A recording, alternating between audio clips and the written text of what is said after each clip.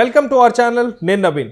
ప్రస్తుతం టాక్సిక్ సినిమాపై ప్రతి ఒక్కరు కూడా చాలా ఇంట్రెస్టింగ్గా వెయిట్ చేస్తున్నారు ఎప్పుడు ఏ అప్డేట్ వస్తుందని. అయితే ఆ సినిమాకి సంబంధించి దిల్ రాజు గారు ఒక భారీ ఒప్పందాన్ని అయితే కుదుర్చుకున్నారట. ఆ విషయాలు ఏమిటో ప్రస్తుతం మనతో మాట్లాడడానికి senior analyst, political analyst Shravan గారు ఉన్నారు. సార్తో మాట్లాడతాం. నమస్తే అండి.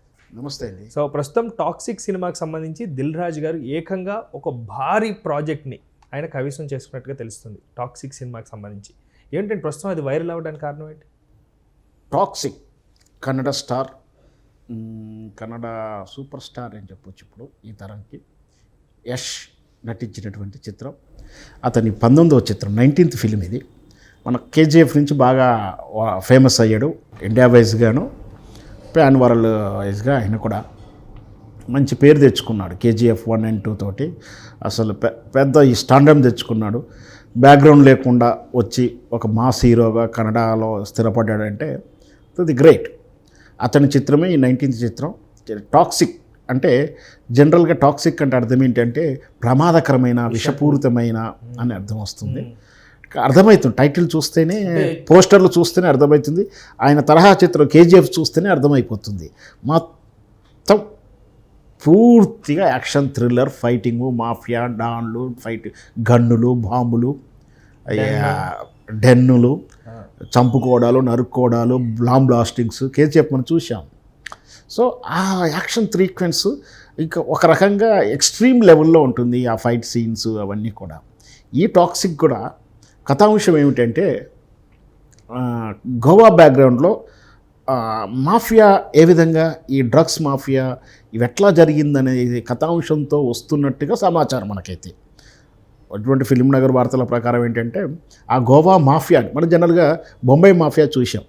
గోవా మాఫియా ఏంటంటే ఇంటర్నేషనల్ లింకులు ఉంటాయి. ఎందుకంటే గోవాతో వేరే దేశాలతోటి మనకు తెలుసు, బీచు అదంతా కూడా ఫ్రెంచ్,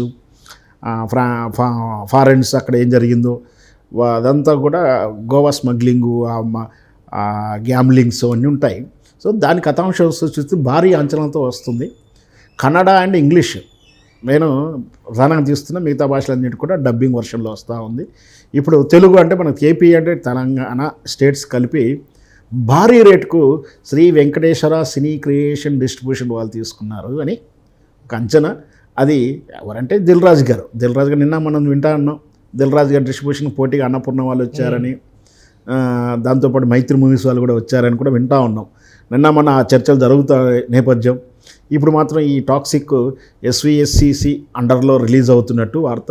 దీనికి భారీ అమౌంట్ ఇచ్చే తీసుకున్నారని, 100 కోట్ల పైగా, 120-130 కోట్ల వరకు అని రకరకాల వార్తలు అయితే ఉంటున్నాం. మొత్తం మీద ఒక డబ్బింగ్ సినిమాని ఇంత భారీగా 2 స్టేట్లకు కలిపి, అంటే నేను ఇప్పుడంటే 10, 15, 12 సంవత్సరాలు అయింది, కానీ అంతకుముందు అయితే ఒకే స్టేట్ కిందకి లెక్క కాబట్టి అలాగే చూస్తున్నారు. డిస్ట్రిబ్యూషన్కి 120 కోట్ల మేబీ వార్తలు అయితే వస్తున్నాయి. ఒక కాస్ట్ కదండి అది.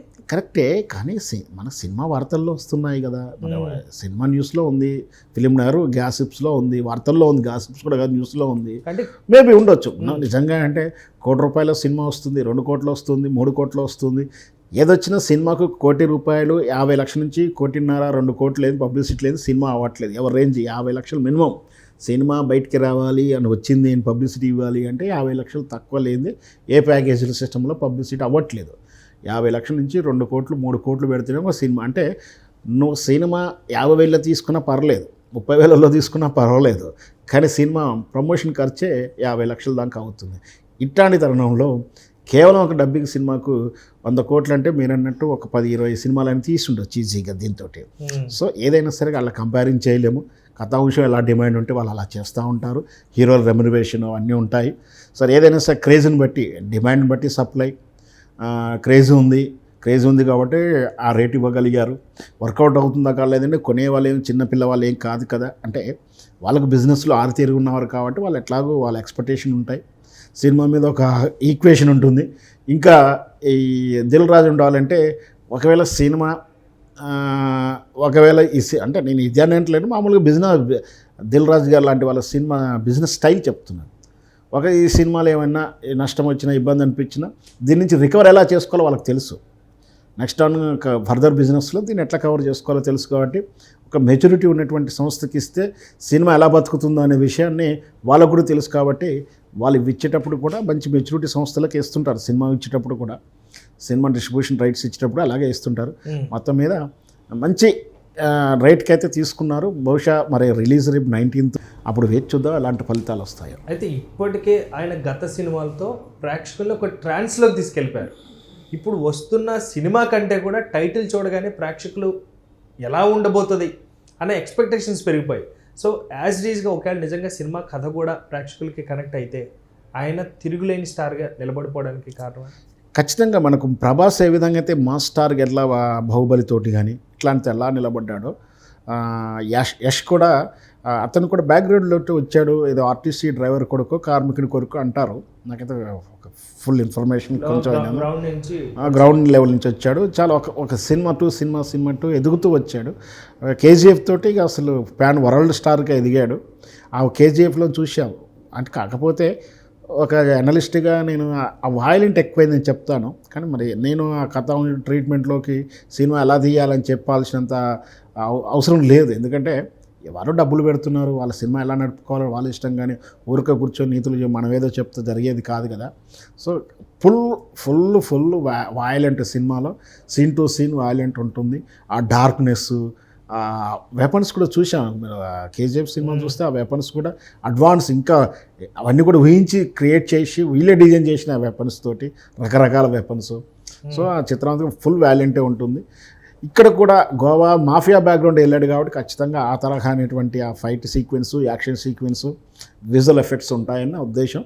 బహుశా అంత క్రేజ్ ఉంది కాబట్టి, అంత వర్త్ ఉంది కాబట్టి ఇప్పుడు మంచి ఫ్యాన్సీ రేట్కు దిల్ రాజు గారు తీసుకున్నారని వచ్చు. సో ఆయన తీసుకునేది భారీ అమౌంట్ అనేది ప్రతి ఒక్కరు కూడా ఆశ్చర్యపోతున్నారు. ఒకవేళ నిజంగా అంత మార్కెట్ జరగకపోతే నష్టపోయేది కేవలం దిల్ రాజు గారేనా, లేకపోతే ప్రేక్షకుల మీద భారం పడే అవకాశం ఉంది? ప్రేక్షకుల మీద ఏం భారం పడుతుంది కానీ దిల్ రాజు గారే రిస్క్ తీసుకున్నారంటే, బిజినెస్ అంటే రిస్క్ కదండి. ఆయన ఏమో చిన్న నిర్మాత కాదు, కొత్తవాడు కాదు. 20-30 ఏళ్ళ నుంచి సినిమాలు భారీ ఎత్తున ఆయన చూస్తూ ఉన్నాం. పైగా పెద్ద తల పండినటువంటి ప్రొడ్యూసర్లని, సినిమా వాళ్ళని, థియేటర్లని, ఒక వర్గం సినిమా పెత్తందారుల నుంచి సినిమా ఇండస్ట్రీ మొత్తం తన వైపు తిప్పుకోగలిగినటువంటి నేర్పరి బిజినెస్ మ్యాన్ కాబట్టి దిల్ రాజు అంత సామాన్యుడేం కాదు, బిజినెస్ నేర్పు ఉన్నవాడు. మేబీ తను ఒక్కొక్కసారి ఆయనే దేవుడు కాదు కూడా, ఒకసారి తనకి ఇంతకుముందు చెప్పానుగా, తలకిందులు అయినా ఏ తేడా అయినా దాన్ని ఎట్లా గేమ్ చేసుకోవాలో ఆయనకు తెలుసు కాబట్టి ఆయన చేతులు ఇంకా 4-5 సినిమాలు ఉంటాయి కాబట్టి సో దాన్ని ధైర్యంతో తీసుకున్నాడు. దాన్ని మనం నెగిటివ్గా మాట్లాడాల్సిన అవసరం కూడా లేదు, ఆలోచించాల్సిన అవసరం కూడా లేదు. Thank you sir, thank you so much.